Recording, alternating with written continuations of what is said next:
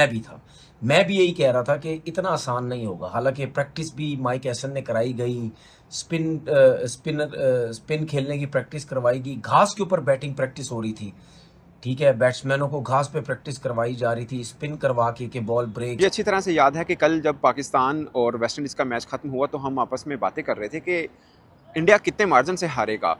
हो सकता है इनिंग की हार उनका मुकद्दर बने, मगर जिस तरह से टीम इंडिया ने आज फाइट बैक की और खासकर वाशिंगटन सुंदर और दोस्तों मैं सफर पे जा रहा था और आप अगर ऐसा सोच सकते हैं कि बंदा सफर पे जा रहा हो ना तो बंदे का वीडियो बनाने पे दिल नहीं करता, बट मैंने गाड़ी रोक के वीडियो बनानी इस वजह से जरूरी समझा कि जो कि इंडियन टीम ने क्रिकेट खेली है ना, मतलब इंडिया की यंग टीम ने जो क्रिकेट खेली है ना वो भी ब्रो, ये मैच ड्रा नहीं हुआ।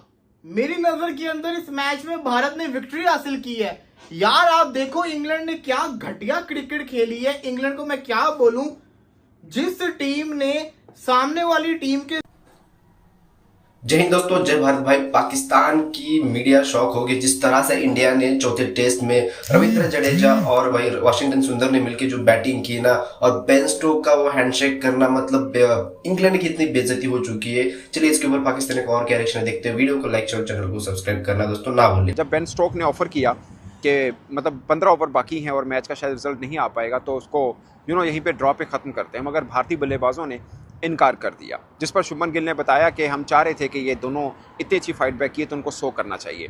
अब आप अगर इंग्लिश क्रिकेट फ़ैन हैं तो आपको लगेगा कि यार ये पर्सनल माइलस्टोन क्या होता है, फजूल चीज़ है। अगर आप इंडियन क्रिकेट फ़ैन हैं तो आपको लगेगा कि नहीं ठीक है, उन्होंने हमें एक बुरी हार से बचाया तो उनको 100 तो बनता है ना, एक खाते में लिखा जाएगा 100 किया, बल्कि ये लिखा जाएगा कि दोनों ने 100 करके टीम इंडिया को बचाया। तो ये दो तरह के हैं। बट अगर आप न्यूट्रल क्रिकेट फ़ैन हैं या क्रिकेट जर्नलिस्ट हैं, मतलब मेरी अपनी टीम खड़ी होती उस वक्त, वहाँ पे कोई भी 2 पाकिस्तान के बल्लेबाज खड़े होते और इस सिचुएशन पे होता तो मैं तो ये चाहता कि वो दोनों 100 करते। ऑनेस्टली स्पीकिंग, लाइक आपका फ़हीम अशरफ खड़ा हो, आपका वहाँ पे नवाज़ खड़ा हो, वट जो भी आप लगा लें, ऑलराउंडर खड़े हों और इतनी ज़बरदस्त फाइट बैक की हो तो आप चाहेंगे कि यार 100 हो जाए। उसके बाद मैच ख़त्म होता है, दोनों का 100 हो जाता है, मैच ड्रॉ हो जाता है। बेन स्टोक आते हैं। अब ये दोबारा से वीडियो में तरतीब देख लीजिएगा। सबसे पहले में खड़े होते हैं अंपायर, फिर होता है वाशिंगटन सुंदर, फिर बेन डकिट खड़े होते हैं और आखिर में खड़े होते हैं जडेजा। यूँ तरतीब से आ रहे होते हैं और बेन स्टोक आते हैं, वो पहले अंपायर से सलाम लेते हैं, फिर स्किप करते हैं वाशिंगटन सुंदर को, बेन डकिट से सलाम लेते हैं और फिर जडेजा से सलाम लिए बगैर बल्कि वहीं से वापस हो जाते हैं। फिर बाद में जडेजा और दोनों के बीच में तल्ख जुर्मों का लगता है कि कोई एनिमेटेड टॉक हुई है दोनों के बीच में। अब क्या हुई है no one knows, but handshake नहीं हुआ। तो उसको लेके काफ़ी बातचीत हुई। बट एज ए जर्नलिस्ट मुझे लगता है कि ये बहुत ही एक यादगार टेस्ट मैच था जिसका रिजल्ट नहीं आया, मगर बहुत यादगार रहा। बेन स्टोक के लिए भी रहा। उन्होंने ज़बरदस्त बॉलिंग की, ज़बरदस्त बैटिंग की है। जो रूट ने ज़बरदस्त की है। जायसवाल ने फर्स्ट इनिंग के अंदर 50 किया। ऋषभ पंत इंजर्ड हुए, उनका भी 50 था। लेकिन overall at the end of the day जिसने मैच को इंडिया की तरफ पलटा, ये ड्रॉ इंडिया की जीत एक्चुअली में, क्योंकि अब लंदन जाएंगे तो उनके पास एक उम्मीद है कि अगर वो टेस्ट जीत जाते हैं तो सीरीज़ लेवल कर सकते हैं। तो ये बहुत बड़ी है। अदरवाइज आज ख़त्म था उनके लिए, ये टूर ख़त्म था। अगर आज जीत भी जाते तो सीरीज़ तो पहले की वो हारे हुए हैं। तो ये रहा। अच्छा, याद रहे कि ये पिच अब इंग्लैंड में होता है ऐसे। मोहम्मद यूसुफ ने भी 200 किए, पाकिस्तानी बल्लेबाजों ने भी अच्छी बैटिंग की हुई है यहाँ पे। ओवरऑल यहाँ पे इतने रन होते हैं, मगर ऐसा नहीं होता कि लगातार 4 मैचेस के अंदर इस तरह की बैटिंग पैराडाइज विकेट मिले। उसकी एक वजह ये भी हो सकती है कि शायद इंग्लिश टीम ये समझती हो कि इंडिया के बॉलिंग अटैक, खासकर जिसमें बुमराह हो, वो ज़्यादा तीखा है और ऐसे में उनको बाउंसी ट्रैक देना या सीमिंग कंडीशन देना शायद खुद इंग्लैंड के लिए महंगा ना हो, क्योंकि बेसबॉल क्रिकेट खेलते हैं, ज़रा तेज़ क्रिकेट खेलने के अगरचे इस सीरीज़ में उस तरह से नज़र नहीं है। इंग्लैंड में मतलब टेस्ट मैच जहां इंडिया 110% टेस्ट मैच हार गया हुआ था, मतलब कोई बंदा भी किससे भी पूछ लो ना तो इंडिया वो टेस्ट मैच हार गया हुआ था। क्योंकि जब आपको इंग्लैंड में 300 प्लस की लीड पड़ती है ना तो आपके बेटा तितर बितर हो जाते हैं। बट इंडियन टीम ने वो टेस्ट मैच ड्रॉ कर दिया। बल्कि ड्रॉ मतलब एक होता है आप टेस्ट मैच ड्रॉ करते हो, ठीक है, आपने ड्रॉ कर दिया। एक होता है आप टेस्ट मैच जीतते हो, मतलब ये टेस्ट मैच इंडिया जीता है ना। मेरी नजर में तो इंडिया जीता और हर उस क्रिकेट फैन की नजर में इंडिया टेस्ट मैच जीता होगा। मतलब जिसको ये चीज लगती थी कि भाई इंडियन टीम हार जाएगी, इंडियन टीम को लड़ाई नहीं करनी आती, उन्होंने लड़ाई करके दी है ना। मतलब जब इंग्लैंड मान चुका हुआ था कि भाई ये टेस्ट सीरीज हम जीत चुके हैं, मतलब उन्होंने ये चीज मान ली थी कि भाई ये टेस्ट सीरीज हम जीत चुके हैं। उधर से इंडिया ने जो फाइट बैक की है, जो इंडियन यंग बैटिंग लाइनअप में मैं कहता हूँ कमिटमेंट शो किया ना, जो हंगर शो किया, मतलब पूरी मैं कहता हूँ हर क्रिकेट फैन को हैरान कर दिया, मुझे तो हैरान कर दिया।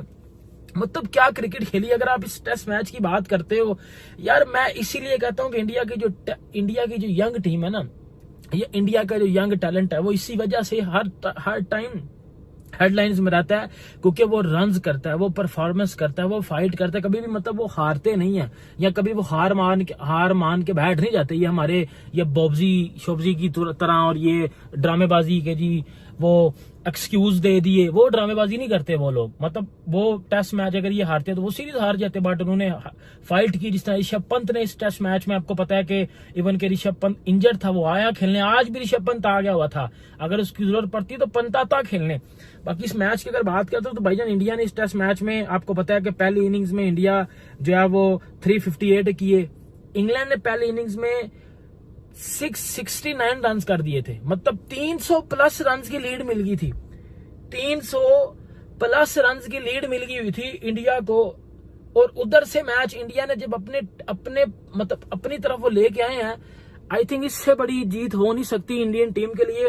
अगर आप बात करते हैं इस टेस्ट मैच की, अब वो इनिंग्स की बात करते हैं जिस इनिंग्स में इंडिया ने 424 पे 4 आउट थे और इस इनिंग को डिक्लेयर किया और इस टेस्ट मैच को ड्रॉ किया गया।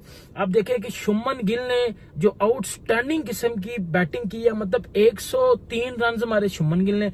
आप शुभमन गिल को छोड़ो, आप पहले आओ, 0 पे 2 आउट थे, 0 पे 2 आउट थे। मैंने जितनी टेस्ट क्रिकेट देखी है ना, इंग्लैंड में, ऑस्ट्रेलिया में, न्यूजीलैंड में, साउथ अफ्रीका में, जब 0 पे 2 आउट होते हैं ना और 300 की लीड चढ़ी हो, 70-80 पे ऑल आउट लोडिंग होता है टीम की, और वो भी कोई एशियन टीम, और वो 70-80 ऑल आउट सर लोडिंग होता है।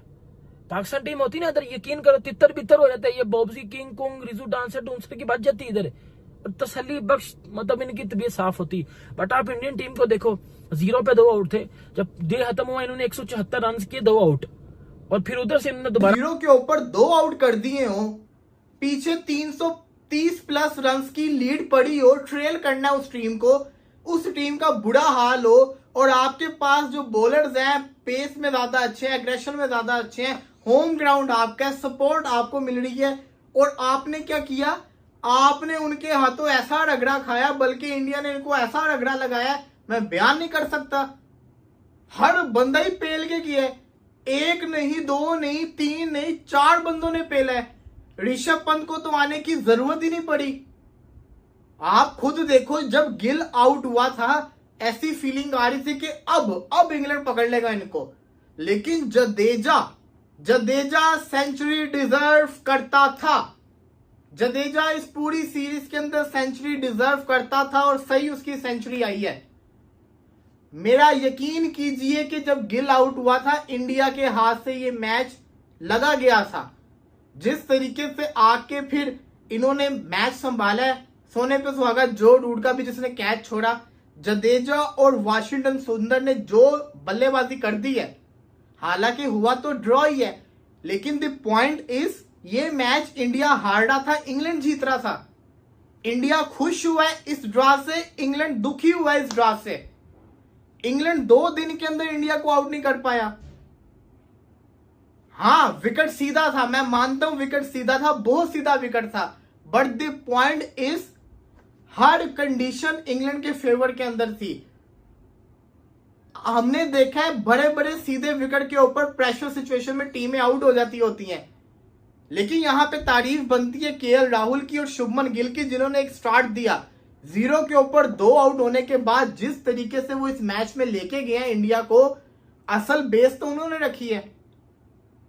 राहुल का सेंचुरी मिस हो गया अनफॉर्चुनेटली, लेकिन शुभमन गिल ने अपने सेंचुरी को पूरा किया, एक और शानदार किस्म का शतक लगाया, सेंचुरी मारी। उसके बाद वो आउट हुआ, इंग्लैंड की फिर वापसी हुई। आप खुद सोचो एंड के ऊपर। देखो, मैं बंदा वो हूं, मैं समझ। जी दोस्तों, आपको क्या लगता है? आपने अपने जरूर के जिस तरह से बेन स्टोक और बेन स्टोक के साथ साथ हैरी ब्रूक भी हैंडशेक करने की कोशिश कर रहा था जब रविंद्र जडेजा का शतक हुआ था, छक्का मार के रविंद्र जडेजा ने अपने शतक कंप्लीट किया था, तब भाई हैरी ब्रूक हाथ मिलाने जडेजा की तरफ, वाशिंगटन के तरफ गए थे, लेकिन वाशिंगटन सुंदर ने उसकी तरफ देखा ही नहीं, आगे चले गए जडेजा के साथ। भाई वहां पे सेलिब्रेशन के सेंचुरी फिर भाई बेन स्टोक भी यही बोल रहा था कि हैंडशेक कर लो, कि हैरी ब्रूक के सामने तुम और एक शतक मारोगे वाशिंगटन सुंदर, मतलब ये इनका ब्ला ब्ला चल रहा था। लेकिन भाई ये दोनों डिजर्व करते थे भाई सेंचुरी हो, चाहे हैरी ब्रूक हो चाहे कोई। अगर इतनी खास थी तो भाई तू खुद कर लेता बॉलिंग, बेन स्टोक क्या जोफ्रा आर्चर से करवा लेता। ये तो बस बोलने की बात है, क्योंकि ये इतनी अच्छी मैच भाई, मतलब इंग्लैंड ने मैच 80% प्लस जीत गया था, ठीक है। वहां से इंडिया के जीतने के चांसेस भाई ना के बराबर थे। फिर भी यार जो इंडिया ने बैटिंग की, जो हौसला दिखाया, जो कॉन्फिडेंस दिखाया ना बैटिंग में केएल राहुल और शुभमन गिल, उसके बाद रविंद्र जडेजा और वाशिंगटन सुंदर ने इनकी ऐसी बेइज्जती करवा के छोड़ी है ना, ये आने वाले 50-100 साल भूल नहीं पाएंगे। दोस्तों आपको क्या लगता है? आप लोग अपने जरूर के वीडियो को लाइक शेयर, चैनल को सब्सक्राइब करना ना भूलें। मैं मिलता हूं नेक्स्ट में, तब तक के लिए जय हिंद